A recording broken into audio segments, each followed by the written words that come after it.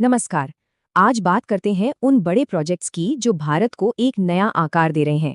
पिछले दशक में छोटे मोटे सुधारों के बजाय बड़े और साहसिक बदलाव देखने को मिले हैं। इन सभी पहलुओं के पीछे एक ही सोच है। चलिए इसे समझते हैं।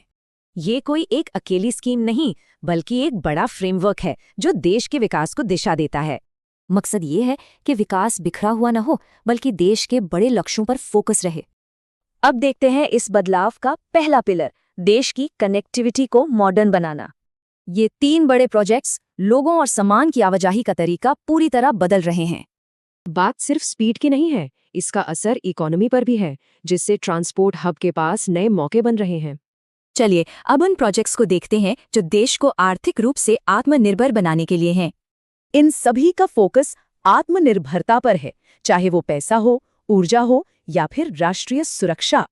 कई दशकों तक हमारा फोकस दूसरे देशों से डिफेंस टेक्नोलॉजी खरीदने पर था, लेकिन अब स्ट्रैटेजी बदल गई है। देश में ही एक पूरा डिफेंस मैन्युफैक्चरिंग इकोसिस्टम बन रहा है। ये बदलाव गवर्नेंस तक भी पहुंच रहा है, और ये भी कि लोग सरकार से कैसे इंटरैक्ट करते हैं। इन प्रोजेक्ट्स का मकसद है गवर्नेंस को तेज, ट्रांसपेरेंट और पूरी तरह से डिजिटल बनाना। टेक्नोलॉजी के इस्तेमाल से भ्रष्टाचार कम होता है और सरकारी काम भी तेजी से होते हैं। तो सबसे जरूरी बात यह है कि ये सारे प्रोजेक्ट्स अकेले अकेले काम नहीं करते।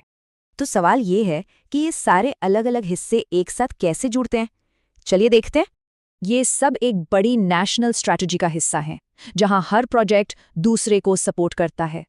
ये दिखाता है कि देश की सोच में कितना बड़ा बदलाव आया है। तो बात सिर्फ धीरे धीरे ग्रोथ की नहीं, बल्कि पूरे देश के कायाकल्प की है।